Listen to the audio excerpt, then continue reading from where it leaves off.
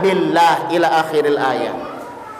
Sebagaimana yang kita ketahui, kalau misalnya kita pengen jadi sebaik-baiknya umat, kita punya 3 kriteria. Ada berapa kriteria? Yang pertama adalah apa tadi? Ukhrijat linnasi ta'muruna bil ma'ruf, suka berbuat kebaikan. Yang kedua adalah watan hauna anil mungkar, dan berbuat kemungkaran. Anu nomor katilunya eta tu'minuna billah, beriman kepada Gusti Allah. Bapak-bapak udah pada beriman apa belum? Bapak-bapak asal kumpul-kumpul kongko-kongko bari ngopi sokan ngobrol ngomongin orang apa kagak? Iman teh apa artinya iman? Iman teh percaya ka Gusti Allah. Gusti Allah teh punya sifat maha melihat, leres teh? Leres. Gusti Allah teh punya sifat maha mendengar, leres teh? Nah, urang teh masih sokan ngobrolkan batur wae. Ya kan? Itu artinya kita masih belum percaya secara sempurna kepada Allah Subhanahu wa taala. Nah, ingat kriteria umat terbaik apa aja tadi? Pertama, amar ma'ruf, berbuat kebaikan. Yang kedua adalah apa? Mencegah kemungkaran. Yang ketiga adalah beriman kepada Allah. Maka Nabi Muhammad sallallahu alaihi wasallam bersabda, "Wa ju'ilat ummati khairal umam." Ya. Maka umatku dijadikan sebagai sebaik-baiknya manusia, sebaik-baiknya umat, yang dikasih 3 keistimewaan. Tuh ada 3 lagi, 3 timbul 3. Pulang dari sini bapak-bapak, ibu-ibu, bocil-bocil pada tahu, hafal kasih tahu ke bocah, hafal kasih tahu ke teman-temannya, manfaat ilmunya. Bagian kata tebang sedikit ge tahu tebang.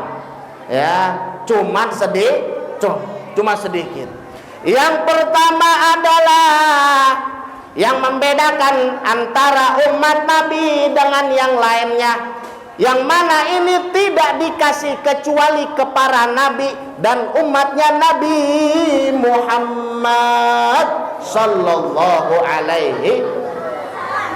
Anu nomor kahiji nyaeta ud'uni astajib lakum, berdoalah kepadaku, niscaya aku akan jawab. Alhamdulillah.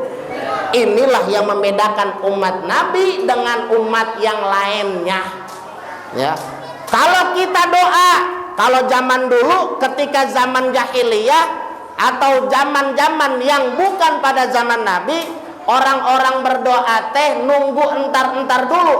Nah, ini bapak-bapak asal kita berdoa, Pak. Allah, ya Allah, berikanlah aku mobil Pajero. Misalnya, ya Allah, berikanlah aku mobil Alphard. Sekarang, bapak-bapak berdoa kayak gitu tiap hari. Allah kasih apa kagak? Kagak. Sekarang saya tanya, kenapa Allah kagak kasih? Karena Allah memberikan apa yang kita butuhkan, bukan apa yang kita inginkan. Betul? Sekarang bapak-bapak asal dikasih mobil Alphard, nyimpennya di mana? Rumah gua kan apanan tebang 3x1. Lah itu mobil Alphard apanan gede, ya kan? Itu pertama. Yang kedua, pajaknya. Pajak mobil Alphard apanan 15 juta. Ongkos penghasilan kita tebang 1.500.000. Lah eta 15 juta di mana duit orang teh? Ya kan? Nomor 2, ya kan? Nomor 3, mobil Alphard teh apanan servisna mahal, ya kan? Ai urang meh kan ngan saukur make hungkul, ya kan? Habis itu buat gaya-gayaan, habis keluar dari komplek, lewat rumah tetangga, tintinan-tintinan, muncul sikap takabur.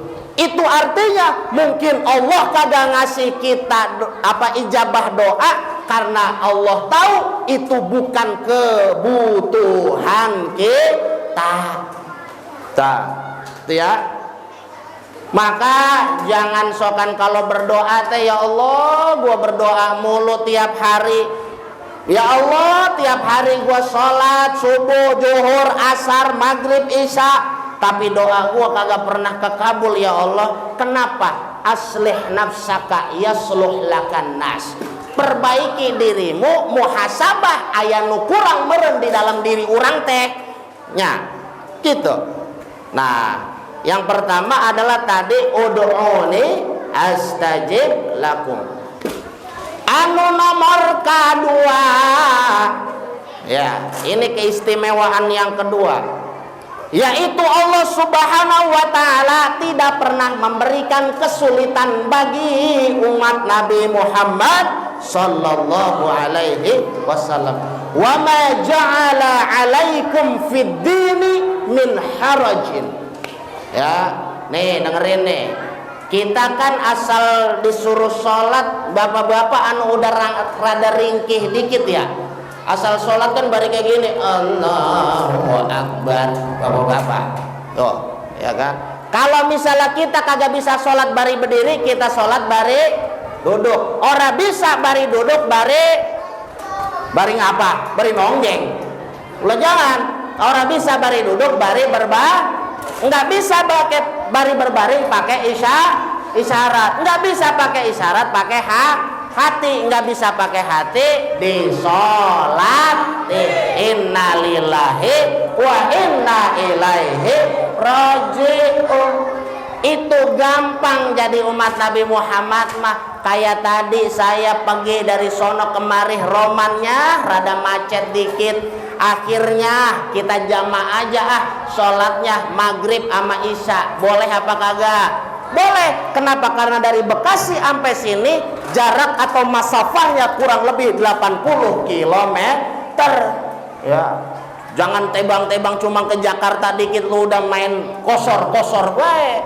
Ya, itu salah satunya. Nah, maka anu nomor kedua nyaeta adalah perbaiki sholat kurang sadayana. Ya, Allah menjadikan kita nggak ada kesusahan, nggak ada kesulitan, Pak. Ya, itu artinya kita semua dimudahkan oleh Allah Subhanahu wa ta'ala. Perantara guru agung kita, mursyiduna murabbi ruhina, baginda Nabi besar Muhammad sallallahu alaihi. Nah, asal sholat tes, coba saya mau nanya bapak-bapak, Pak, ada yang udah ngerasa sholatnya udah khusyuk, angkat tangan. Loh, Masya Allah ada bocil satu, gua udah khusyuk Ustaz katanya. Naon nu ngaranna khusyuk teh? Cek Imam Ghazali, tahu Imam Ghazali? Apa tukang cilor? Lah bukan. Imam Ghazali adalah hujjatul Islam. Ya, Allahu Akbar anta tawajjaha amamakal Ka'bah. Kalau pengen sholat khusyuk ngadep depan teh mana? Anggap tembok depan teh adalah Ka'bah. Cik bapak-bapak anu geus mangkat ke Mekah, anu ibu-ibu anu geus angkat ke Makkah jeung Madinah, cik bagaimana rasakeun kumaha sholat diharapkeun nu ngaranna Ka'bah teh. Komo deui nu imaman teh Syekh Abdurrahman As-Sudes. Ya, Masya Allah. Saya berangkat pada waktu itu tahun 2017 sama Pak Gubernur Ridwan Kamil. Berangkat itu pas banget sholat Jumat yang imamin Syekh Abdurrahman As-Sudes. Di musola Nurul Amin ada kagak yang suaranya kayak Syekh Abdurrahman As-Sudes? Alhamdulillah kagak. Ya kan. Asal subuh ge ngimamin yang ngimamin aki-aki. Anak mudanya kagak ada. Itu mah daerah sono. Insya Allah Nurul Amin mah kagak. Alhamdulillah. Ya kan. Itu. Yang pertama, anggaplah di depan kita ada Ka'bah. Tuh. Allahu Akbar. Yakin di depan kita ada Ka'bah. Wa yaminika al jannah. Sebelah kanan kamu ada surga. Wa yasarika annar. Sebelah kiri kita ada neraka.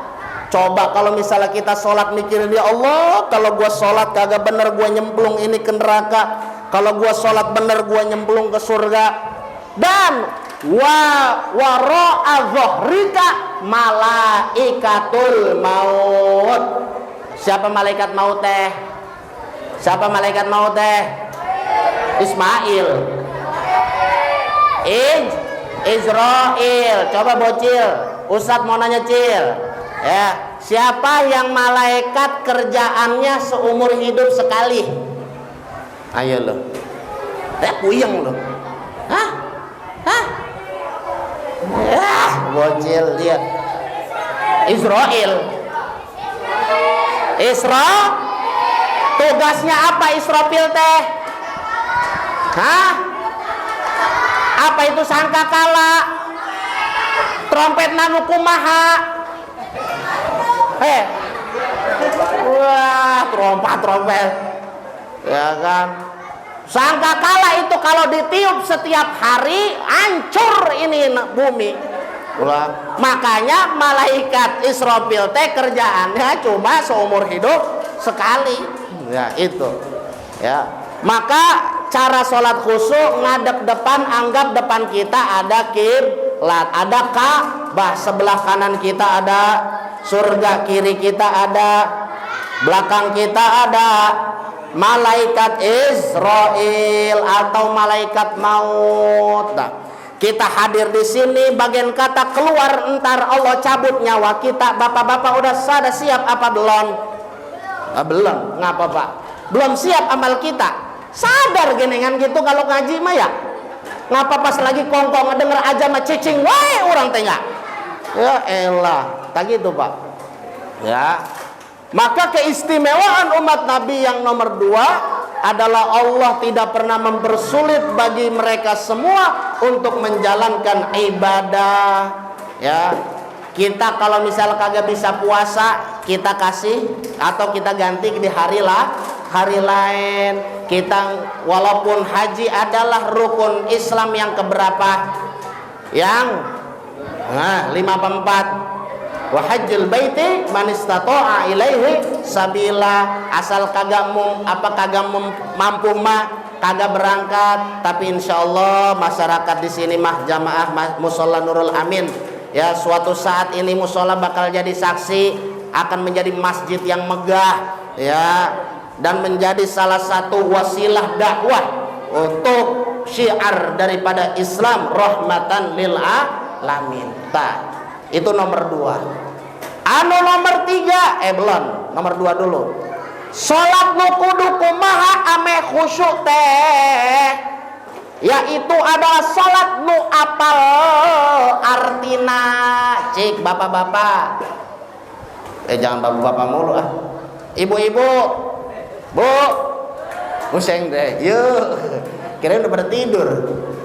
Bu, tahu niat salat maghrib? Coba bareng-bareng 1, 2, 3.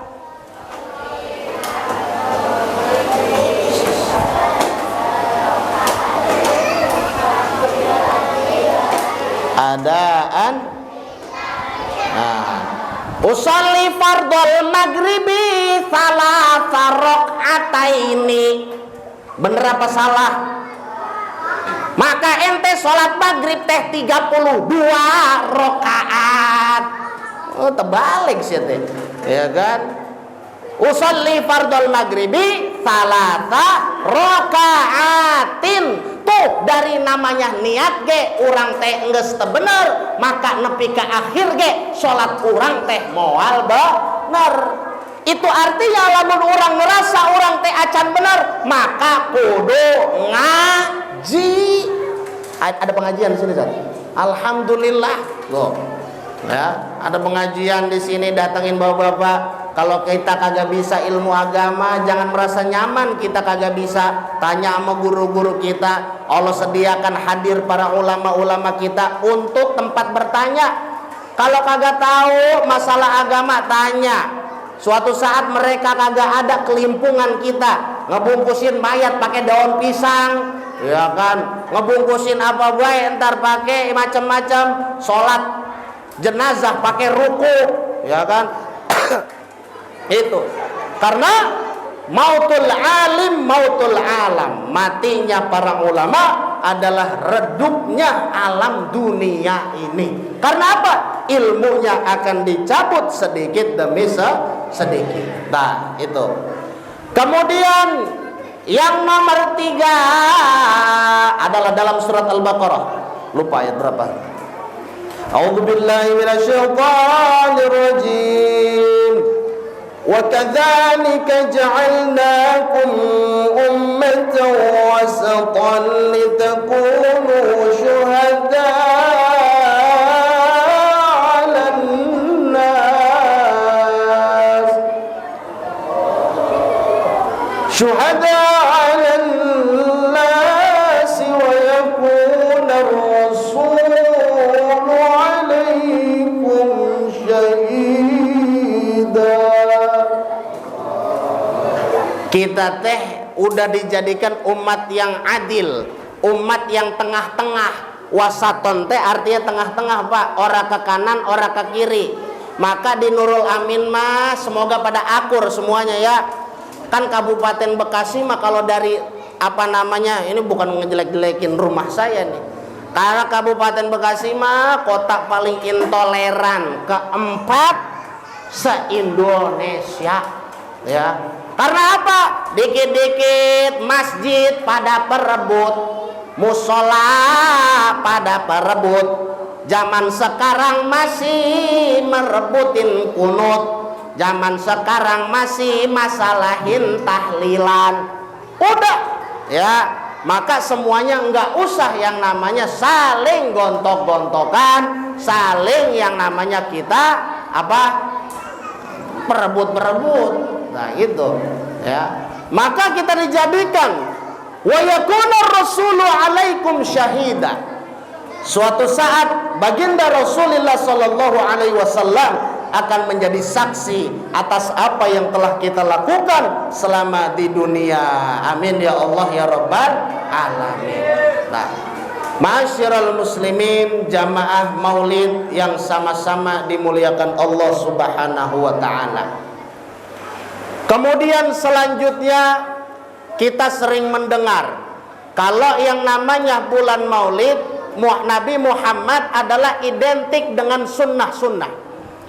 Kalau Al-Quran identik dengan kewajiban-kewajiban, maka seluruh pedoman hidup kita ada di Al-Quran jeung as-sunnah. Al-Quran terdiri dari syariat-syariat, hukum-hukum, cerita-cerita, halal haram, semuanya ada. Ya. Yang kedua adalah al-haditsun nabawi. Nah sekarang bapak-bapak asal ngedengar hadis teh otong suka langsung dipercaya. Karena hadis teh aya macam-macamna. Aya nu ngaranna hadis sahih, aya nu ngaranna hadis hasan, aya nu ngaranna hadis dhaif gitu. Pun ada juga hadis dhaif yang bisa dipakai, ada juga hadis maudhu, ada juga hadis maktu. Apal Pak, apal? Lah kagak, belajar makanya kita ya. Itulah kalau misalnya Allah berikan kita ilmu dan kita merupakan orang yang beriman, maka Allah Subhanahu wa taala janji dalam surat Al-Mujadalah ayat 11, yarfa'illahu alladhina amanu minkum walladhina utul ilma darajat. Allah yarfa, kata Allah yarfa artinya angkat, pakai fi'il mudhari alladzi yadullu ala amalin fi zamani al-mustaqbal, merupakan kata kerja yang maknanya adalah Allah angkat. Mungkin bukan sekarang Pak ya, kalau Allah kagak angkat derajat kita sekarang, mungkin entar sebelum Allah wafatkan kita, atau mungkin kelak ketika di akhirat kita. Apa yang akan Allah angkat? Alladzina amanu minkum, di antara kalian yang beriman, walladzina utul ilma, dan mereka yang diberi ilmu. Kita hadir majlis ini kita iman karena Allah, iman karena kita percaya sama Rasulullah, iman percaya kepada kitab-kitab, sama iman percaya sama qada dan qadar. Kita iman kepada qada dan qadar karena kita yakin kita nggak bisa bawa amal kita sendiri, kita butuh bantuan Rasulullah gitu ya kan. Maka ketika Allah angkat orang-orang yang berilmu, apa yang Allah angkat nih, dengerin, yaitu ditutup dengan kata darajat, yang merupakan jamak muannas salim diakhiri dengan alif dan ta, maknanya adalah banyak, bukan lebih lebih dari dua. Itu artinya derajat yang akan Allah angkat kelak bukan hanya satu, bukan hanya dua, tapi derajat bukan hanya di dunia tapi juga di akhir. Amin ya Allah ya Rabbal alamin. Maka kata Allah Subhanahu wa taala, "Qul in kuntum tuhibbunallaha fattabi'un yuhibbukumullah wa yaghfir lakum dzunubakum wallahu ghafurur rahim." Dalam surah Ali Imran ayat 31. Katakanlah, in kuntum, kalau kalian semuanya tuhibbunallah, pada cinta sama Gusti Allah, fattabi'uni. Apa artinya fattabi'uni teh? Ikutin aku. Siapa aku teh? Baginda Nabi besar Muhammad sallallahu alaihi wasallam. Yuhibbukumullah, maka Allah akan cinta kita semua. Wa yaghfir lakum dzunubakum, maka akan Allah ampuni kita semua.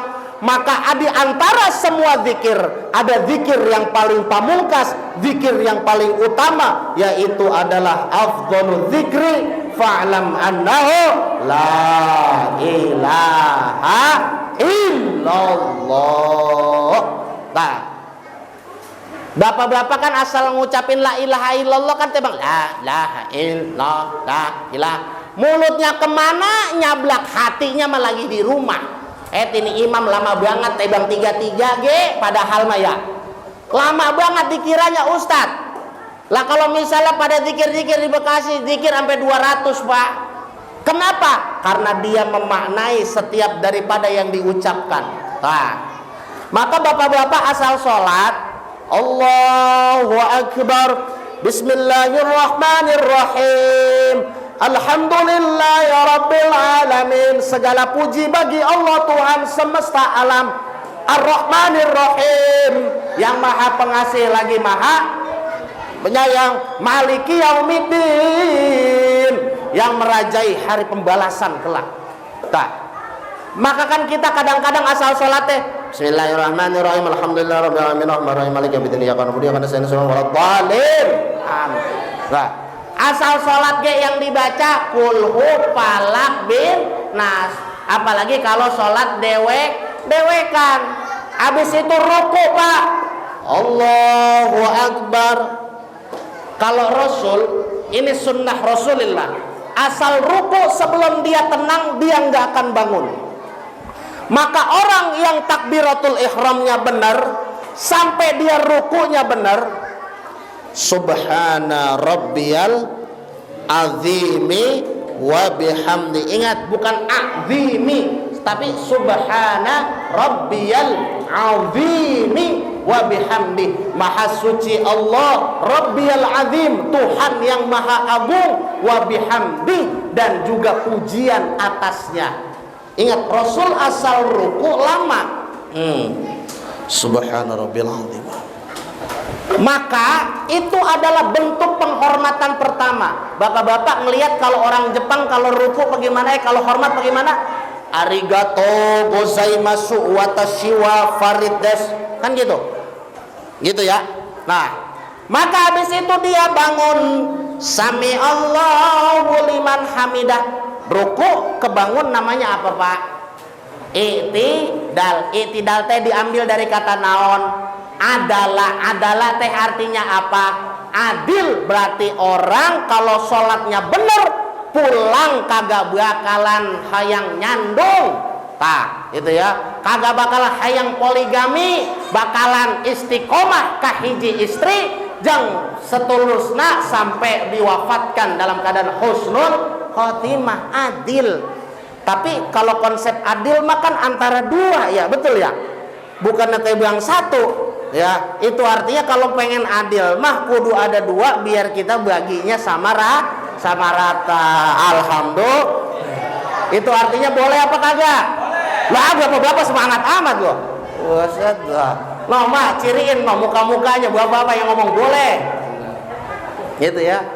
Habis itu kita sujud teh sing benar. Ya, sujud teh sing bener tangan jeng siku teh entong nempel kana bumi. Tuh, asal sujud teh bener nih. A'dha as-sujud as-sab'ah.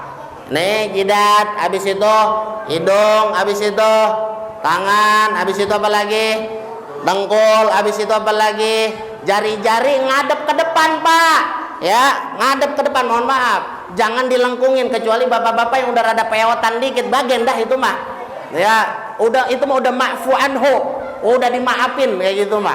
Ya, maka usahakan kalau sholat kita berkualitas, Pak. Ya, maka kita semua akan menghadirkan lingkungan lingkungan yang agamis yang akan nanti membawa kita dalam keselamatan dan saadah kebahagiaan di dunia dan di akhirat. Nah, itu maka kata baginda Rasul, kata Allah Subhanahu wa taala, kalau kalian pada pengen ikutin dicintai oleh Allah, fattabi'uni, ikuti Rasulullah sallallahu alaihi wasallam. Nah, itu. Maka apa yang diikuti? Menurut tafsir Mafatihul Ghaib karangan Imam Fakhruddin Ar-Razi juz 8 halaman 197, beliau menyampaikan, lupa tuh, wa idza qamatid dalalatu ala nubuwati Muhammadin sallallahu alaihi wasallam wajabat mutaba'atuhu. Ini saya teriak-teriak boy, orang kedengeran soalnya. Ya, cepet bet habis suara. Cil, diem Cil. Lu main lato-latoin luar sana. Ada. Ya. Yang pertama adalah wa idza qamatid dalalah, apabila telah terbukti ad-dalalah ala nubuwati Muhammad, kenabian Nabi Muhammad, wajabat mutaba'atuhu, maka wajib bagi kita untuk mengikutinya. Maka Sayyid Muhammad Alawi Al-Maliki Al-Makki beliau menyampaikan, inna hadhil ijtima'at hiya wasilatun kubra lidda'wati ilallahi ta'ala. Sesungguhnya kumpul-kumpul kayak gini nih Pak, kita hadir di majelis kayak gini teh merupakan salah satu wasilah. Wasilah teh artinya berantara, ya kan? Lidda'wah ilallah, agar kita berdakwah kepada Allah Subhanahu wa taala. Kan kalau kagak ada kayak gini-gini mah kita orang bakal kumpul, Pak. Asal orang ada pisang sama anggur sama jeruk kayak kita makan habis maghrib ke balik, kan gitu. Maka kudu penting kita hadir di majelis ini untuk senantiasa sama-sama mengharumkan nama baginda Nabi besar Muhammad sallallahu alaihi wasallam. Nah, itu. Ya. Oleh karena itu, kalau misalnya kita pengen menciptakan lingkungan yang agamis ini biar sesuai sama tujuan kita, ya. Habis ini semuanya pada siap sholat berjamaah. Ya, elah bapak-bapak yang geloyo. Bapak-bapak pada siap sholat berjamaah. Wah, terus ibu-ibu, bu, siap sholat berjamaah. Lah kagak, orang gua kagak diizinin. Itulah keistimewaannya wanita, ya, yang mana Allah ciptakan mereka agar lebih romantis, ya. Sehingga alisnya diciptakan kayak semut yang agi berbaris-baris. Yang asal kita ajak jalan-jalan, sokan kadang buat dompet kita nipis. Itulah bocah wadon. Itulah yang namanya wanita. Tapi yang membedakan wanita dengan kita, mereka sholat di rumah layaknya para bapak-bapak yang sholat di masjid. Nah, sholat berjamaah. Maka daripada itu, bapak-bapak, ya, dan juga ibu-ibu hadirin semuanya, mari kita bersama-sama untuk menciptakan lingkungan yang agamis dengan senantiasa memperbaiki sholat kita, memperbaiki ibadah kita, memperbaiki muamalah kita bukan hanya dengan Allah, tapi juga dengan sesama manusia, dengan menghidupkan sunnah-sunnah baginda Nabi besar Muhammad sallallahu alaihi wasallam. Amin ya Allah ya Rabbal alamin. Mari kita angkat tangan semuanya, kita berdoa, ya, kepada Allah Subhanahu wa taala, mohon untuk diaminkan. Karena saya nggak tahu amin siapa, ama Fatihah siapa di Masjid Mushola Nurul Amin ini yang Allah kabulkan. hamba al-fakir banyak dosa, al-fakir banyak salah, al-fakir udah banyak maksiat. Mungkin aminnya bocah yang ada di depan yang Allah kabulkan. Mungkin kita nggak tahu ada bapak-bapak yang hatinya bersih, ibu